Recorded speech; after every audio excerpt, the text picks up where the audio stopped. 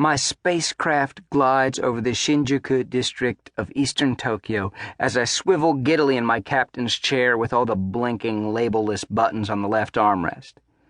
Looking out the window, which circles the entire ship, I see the blinking lights, sleek skyscrapers, packed commuter trains, and tiny inhabitants hustling and bustling along sidewalks, across bridges, and into and out of the giant beating heart of Shinjuku Station. My craft touches down slowly and alights on top of the Takashimaya Times Square building, which looks like a giant luxury cruise liner. I rise from my seat, remove my goggles, and prepare myself to be beamed directly into the thick of the madness spread out below me. I set the transporter to Tower Records, Shinjuku, and seconds later, here I am. Actually, no, I take a plane and then a train and then walk for a bit and then sleep for 17 hours and then start work and finally get a day off after 2 goddamn weeks. The giant Tower Records television screen just outside the south end of Shinjuku Station plays a pop video featuring a gaggle of preteen girls dressed in shiny, frilly outfits so bright and cutesy they make American Child beauty pageant contestants look like Dickensian street urchins. They dance in formation, not particularly well, and stare at the camera, doe-eyed and hollow. I stand at the bottom of a massive escalator looking up at the dangerous display of chiffon and taffeta and excitedly contemplate the pastel-tinted nightmares I will have about all this later. I'm wandering around the city for the first time, enjoying my first day off. I interviewed with a popular language school called MOBA, before coming, and they assured me they could place me in Tokyo. An empty promise, it turns out, since I've ended up with an apartment in a town called Fujisawa, an hour south of Tokyo, and a job at a school in nearby Yokohama.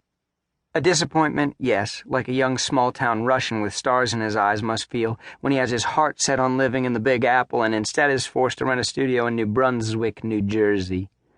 But I'll make it to Tokyo. No problem. All I need is thousands and thousands of dollars so I can afford to put a deposit and key money down on a fashionable closet or cubbyhole in, say, trendy Shibuya, or perhaps the East Village-like districts of Kichijioji or Koenji. It'll happen. I'll just need to teach a few hundred more English lessons, sell my used diabetes syringes and Piazzadora records on eBay, and limber up for those lap dances.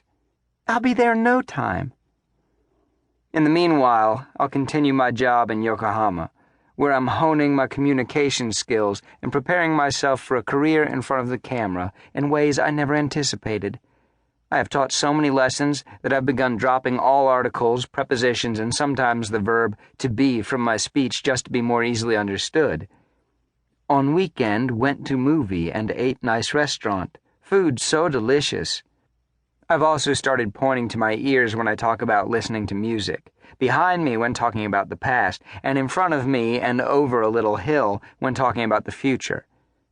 Even when talking to my 2 Australian roommates, Ewan and Sean. MOBA is a popular language school with branches all across Japan. I'd had to fly to Boston for the interview, and though I usually choke during interviews, this one ended, amazingly, with an immediate job offer.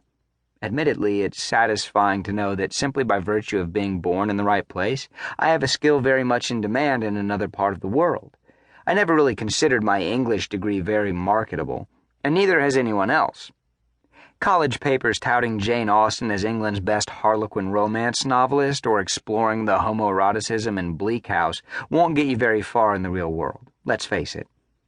But when I decided to travel to a faraway land of people who want to know how to speak like me, I automatically had a highly marketable skill. I speak great English.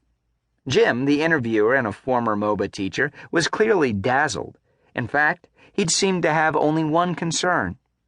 Now, Mr. Anderson, do you think that as a full-time teacher, you can deal with being asked day in and day out questions like what your hobbies are, why you came to Japan, if you can use chopsticks, if you speak Japanese, if you like sushi, what your favorite movie is, what kind of music you like, what time you usually wake up, how often you eat out, and what your plans are for the weekend?